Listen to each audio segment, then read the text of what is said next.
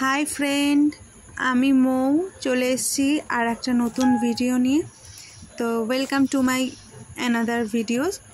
তো দিনটা ছিল হচ্ছে 6 সেপ্টেম্বর 2024। তো সকালবেলা ঘুম থেকে উঠতে দেরি হয়েছিল কারণ আগের দিন রাত্রিবেলা প্রায় 3টে থেকে 5টা পর্যন্ত আমি জেগেছিলাম। এত শরীর খারাপ লাগছিল, এতটাই শ্বাসকষ্ট হচ্ছিল, তাই ঘুম থেকে উঠেই আমাদের মতন বউদের কি সকালবেলা উঠেই সংসারের কাজ, ঘুম থেকে চোখ খোলাকালীনই আর কি সংসারের কাজ। বলা ভুল যে বর হেল্প করে না, হেল্প করে সময় অসময়, অনেক সময় হেল্প করে, শরীর খারাপ থাকলে হেল্প করে, কিন্তু আমার বরের ছিল নাইট ডিউটি, তো তার জন্য ঘুমাচ্ছিল। আর বাড়িতে আর আমাকে হেল্প করে দেওয়ার মতন কেউ নেই, আছিল কিন্তু হেল্প আর কি আমার হেল্প আর কি কেউ করে না। তো যাই হোক, নিজের কাজ তো নিজেই করতে হয়, আর নিজের কাজ করলে না নিজেকে মানে হালকা আর কম হয় মানুষ লোকের কাছে। নিজের কাজটা নিজের করাই উচিত আমার যতদূর মনে হয়। কেননা কেউ যদি কোনো কাজ করে, সে আবার মানে আমার ক্ষেত্রে এরকম হয় যে কেউ যদি আমার কোনো কাজে সাহায্য করে দেয়, সেই কাজ করেছে বলে মানে কথা বলবে, এই কাজ করেছি, সেই কাজ করেছি, ওই কাজ করেছি। আমার যেরকম সংসার সেরকম সবারই সংসার এটা। তো সংসারের কাজ করে আমি যে সারাদিন করি, আমি কিন্তু একবারও বলি না যে আমার কাজ মানে এই কাজগুলো আমি কেন করব আর কি। তো যাই হোক, তো সকালবেলা উঠে বিছনা গুছানো, এই যে ঘর ঝাড় দিচ্ছি। তো এই বাসি কাজগুলো তো থাকেই না সকালবেলা ঘুম থেকে উঠে। তো ওদিকে ছেলে আজকে স্কুল ছিল, এবার যেহেতু দেরি করে ঘুম থেকে উঠেছি তার জন্য আজকে ছেলেকে স্কুলে পাঠাতে পারিনি। আগের দিন টিচার্স ডে ছিল, তো নাইটি চেঞ্জ করে, বাসি নাইটিটা চেঞ্জ করে রান্নাঘরে চলে আসলাম। তো আগের ভিডিওতে দেখিয়েছি, হ্যাঁ আমাদের রান্নাঘরটা ভাঙাচোরা, তো কিছু করার নেই গো, ভাঙাচোরার মধ্যেই তবুও মনে হয় স্বর্গ এটা। বাবার বাড়ি সে যতই অট্টালিকা হোক না কেন, নিজের যেটা বাড়ি, এখন নিজের বাড়ি বলতে তো শ্বশুর বাড়িটাই নিজের বাড়ি, সেটাই এখন আর কি স্বর্গ মনে হয়। তো যাই হোক, তারপরে এই যে রান্নার জন্য জোগাড় করছিলাম, 11টা বেজে গেছিলো, 11 হ্যাঁ তখন 11টা বেজে গেছে। এবার তার জন্য রান্নার জন্য ওদিকে ভাতের জলটা বসিয়ে দিয়েছিলাম আর চালটা ভিজিয়ে রেখেছিলাম আগের থেকে। তো এখানে চিচিঙ্গা ভাজা করব। তো বর বাজার থেকে মাছ নিয়ে এসছে, তো সেই মাছটা চিচিঙ্গা ভাজায় আর কি রান্না করব। হয় আমাদের বাড়িতে 3-4 পদ মোটামুটি হয় মানে, কিন্তু সেদিনকে আমার ইচ্ছা করছিল না আর কি বেশি একটা রান্না করতে, তার জন্য আর কি আমি এই 2 পদই রানবো, মাছ আর চিচিঙ্গা ভাজা। তো কী হয় না, বেশি রান্না করতে গেলে হয় কি যে দেরি হয়ে যায়, রান্নার পরেও তো অনেক কাজ থাকে না। যারা আমার মতন তো প্রচুর আছে, যে হেল্পিং হ্যান্ড নেই কেউ, কোনো মানে কাজ করে দেওয়ার দিদি কিংবা মাসিও নেই, কিংবা সংসারের আর কি কেউ নেই হেল্প করে দেওয়ার মতন। আমার মতন অনেকে আছে, যারা আছো সবাই জানো যে রান্না করার পরে কত কাজ থাকে আর সারাদিন সংসারে কত কাজ থাকে। তো সেগুলো নিজেদেরই করতে হবে, কিচ্ছু করার নেই। আর করলে মানে করতে করতে অভ্যাস হয়ে যায়। যখন আমার বিয়ে হয়ে এসছে তখন আমার বয়স ছিল 18 বছর, মানে বিয়ে করেছি আর কি আমি ফার্স্ট ইয়ারে পড়তে আর কি বিয়ে করে নিয়েছি। তো তারপরে আমার খুব কষ্ট হতো, বুঝতাম না কোনটা কখন করব, কোনটা করলে এগিয়ে যেতে পারবো মানে কাজ।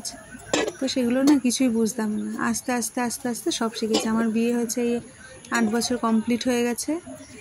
তো এখন সমস্ত কিছু অ্যাডজাস্ট হয়ে গেছে।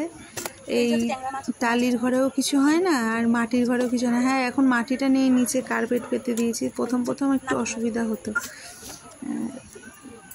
তো কিছু দেখে আসিনি যে টাকা পয়সা দেখতে হবে, সরকারি চাকরি করবে, এই সমস্ত কিছু দেখিনি। আসলে কপালে যা থাকবে সেটা অ্যাকচুয়ালি সবার ক্ষেত্রেই সম্ভব, আমি চাইলেই তো সব কিছু হবে না। তো কপালে ছিল আমার, এখানে তো হয়েছে। তাই নিয়ে আমার একটু মাত্র মানে আমার বরের অল্প পয়সা, আমার বর কিন্তু তাও বলতে গেলে মোটামুটি ঠিকঠাকই সব কিছু চলে, মানে কোনো খারাপ কিছু করে না, কোনো নেশা করে না, কোনো খারাপ আড্ডা দেয় না। তো এগুলো আর কি করে, কিন্তু এর জন্য কিন্তু কথা শুনতে হয় যে কাজের থেকে এসেই ঘরে আর কি থাকে, বাইরে বেরায় না। এর জন্য অনেক মানুষের কাছে আর কি অনেক কথা শুনতে হয় যে ছেলে মানুষের এরকম থাকে নাকি ঘরে। তো জানি না কেন ওর আর কি আগে বেরাতো, বিয়ের পরপরও দেখেছি বেরাতে, কিন্তু এখন আর অতটা বেরায় না। এখন কাজের থেকে এসে ঘরেই থাকে। হ্যাঁ, বাইরে কাজবাজ থাকলে সেগুলো করে, আর বেরোয় না। তো এদিকে তোমাদের সঙ্গে কথা বলতে বলতে দেখো আমার রান্না হয়ে গেলো, ভাত হয়ে গেছে, চিচিঙ্গা ভাজা হয়ে গেছে, এখানে মাছের কষাচ্ছি আর কি, মাছের ঝোলটা করার জন্য। তো কী বলো তো বন্ধুরা, সবাই জানবা যাদের আমাদের মতন অবস্থা, মানে আমরা তো একদম নিম্ন মধ্যবিত্ত। তো এইরকম সোশ্যাল মিডিয়া প্ল্যাটফর্মে আসার কারণটা একটাই, আর্নিং। যদি কিছু আর্ন করতে পারি, বরের পাশে থাকতে পারবো, দাঁড়াতে পারবো, একটু এগিয়ে যেতে পারবে। বাবা মা আছে, বাবা মাকে দেখতে হবে। আমি আমার বাবা মার একটা মাত্র মেয়ে, আমার কোনো দাদাও নেই, আমার কোনো বোনও নেই। তো বাবা মাকে দেখতে হবে। হ্যাঁ, বাবার অবস্থা সচ্ছল আছে, তাও মেয়ে হয়তো কর্তব্য না বাবা মাকে দেখা। তো এইদিকে দেখো রান্নার পরে বাসন মাজে চলে এসেছি। এটা আমাদের আগের দিন দেখেছিলাম, এইখানে কলপাটটা ছিল, মানে এই যে কলটা যে দেখতে পাচ্ছ তোমরা, এই কলটা এইখানে ছিল, যে চাতালটায় বসে আর কি বাসন মাজছি। বেশ 1.5 মাস মতন হলো কলের আর কি পাইপটা ফেটে গেছে। এবার যেহেতু এই কলটার বয়স আমার বর যখন ছোট তখনকার কল আর কি, আর সেই পাইপ হচ্ছে গিয়ে লোহার পাইপ, তার জন্য তোলাও যাবে না, তার জন্য কলটা খুলে ওই সাইডে আর কি বসানো হয়েছে। ওইখানে এখনও পাকা করা হয়নি, করব বললেই তো হয় না। আমাদের মতন সংসারে একটা কিছু করতে গেলে সময় লাগে, বললেই হয়ে যায় না।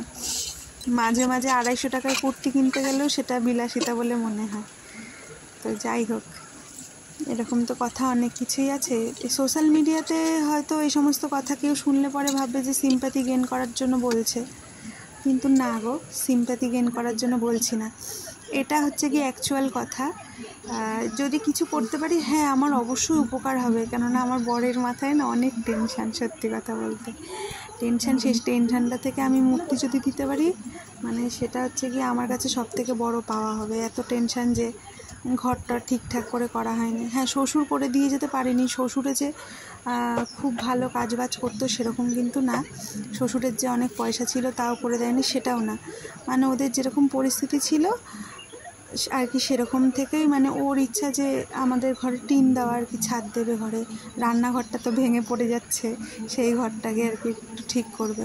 তো এগুলো আমার বরের ইচ্ছা, এই নিয়ে আর কি টেনশান করে। টেনশান করলে তো শরীর খারাপ করবে। তো এই হচ্ছে বিষয়। তো একটা ছেলেকে বাবা মারা করে দিয়েও সেই ছেলেটা মানে দাঁড়াতে পারে না, কিন্তু একটা ছেলেদের বাবা মা করে দিলে পরে সেই বাবা মারা যেটা করে দেয় সেটা থেকে ছেলেটা কিন্তু অনেক এগিয়ে যেতে পারে। আমার বর সবসময় আফসোস করে যে ও যে কাজটা করে, তো ওই কাজটা তো ওর নিজের যোগ্যতায় পেয়েছে, বাবা মার মানে বাবার দিক থেকে শুধু এই বাড়িটাই, আর কিছু নেই। তবুও তো আমার তো ছেলে আছে, ছেলের ভবিষ্যতের দিকে তাকিয়ে অনেক কিছু প্ল্যানিং আছে করার, কিন্তু সব প্ল্যানিংয়ের মূল কথা কি? টাকা। টাকা ছাড়া এই জগতে আর কিছুই সম্ভব না। আমার মতন মেয়ে সবাই একটা সময়, এমন সময় গেছে বেশ কিছু বান্ধবীরা বলেছে কি দেখে বিয়ে করেছিস। হ্যাঁ, টাকা নেই, টাকা থাকলেই যে আবার সবসময় সবাই সুখী হতে পারে এটা কিন্তু না। তো দেখো সব কাজ হয়ে গেছে, 2:45 বাজে, এখন আমি স্নান করে পুজো দিয়ে উঠলাম। তো এই টাইমে বেশিরভাগ দিন ঠিক এই টাইমে আর কি স্নান টান করে আসি, খেতে খেতে আমাদের 3টে 3:30 আর কি বেজে যায়। তো সবার কাছ থেকে বলবো, প্রত্যেকে যারা আর কি এই ফেসবুক বলো ইউটিউব বলো আর কি ভিডিও বানাচ্ছে, সবাই মনে একটা আশা নিয়ে বানাচ্ছে, হ্যাঁ আর্নিং, যদি কিছু আর্নিং করতে পারি তার জন্য। আমার সিচুয়েশানটা কি বলো তো, বাইরে গিয়ে জব করার কোনো মানে স্পেস নেই, মানে আমি করতে পারবো না। জব পেয়েছি 2-3টে, অবশ্যই প্রাইভেটে, সরকারির কথা বলছি না। তো করতে পারবো না বলতে আমার ছেলেকে দেখার কেউ নেই।